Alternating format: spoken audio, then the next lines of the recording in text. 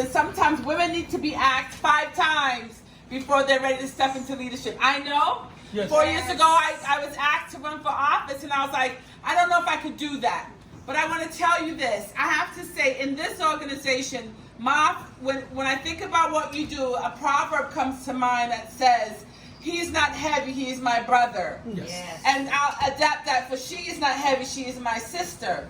Because when he came here, he lived in the Bronx, in Parkchester, and was able to mobilize that community and lift that entire Parkchester community up. Yes. And he could have stopped there, could have moved to Queens and made a lot of money and not been involved. Yes. But it takes work to make sure that it's solid, successful.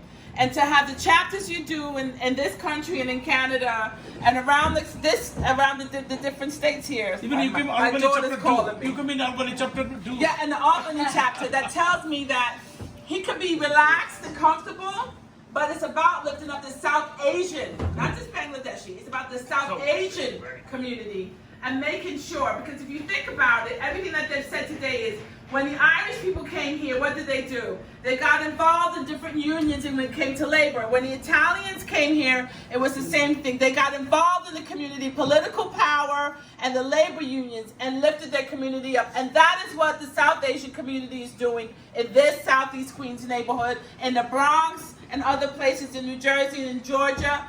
To me, it says that this is a community on the move. Now, running for borough president is not just about me.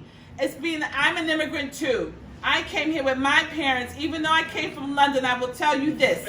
When it comes to culture and education and upward mobility, everyone wants to come to this country. Yes. Everyone knows that coming here, you're not lifting up yourselves, it's your families. The Bangladeshi population is the fastest growing population in our public high schools, and especially in the specialized high schools. Yes. That tells me that you're invested. The businesses that you've opened, the cultural institutions that you've grown, it's happening in Queens. My parents could have picked Brooklyn, they could have picked Teaneck, New Jersey, but they picked Queens, New York. And that tells me that this community is about growth and development, which is why I'm running for office. So whether it's transportation, whether it's immigration, fighting back against a culture that has been pervasive in this country that wants to separate us. I know with our brothers and sisters, we do more together.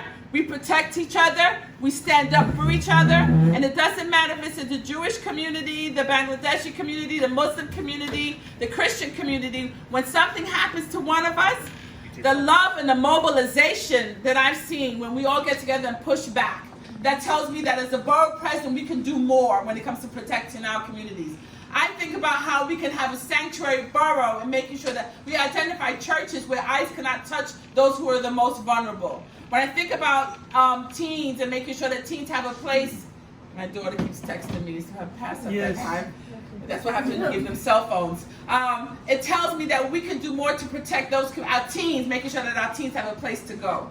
We want our teens to be successful. We want our teens to take care of us.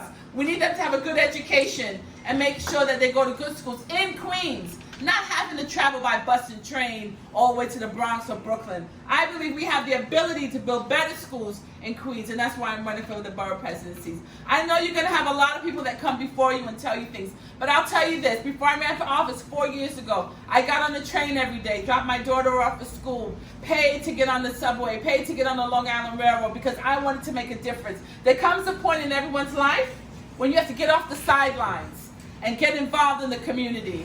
And that's what I see with Asal and the leadership in the communities that you're in. And that's why I'm running for borough president.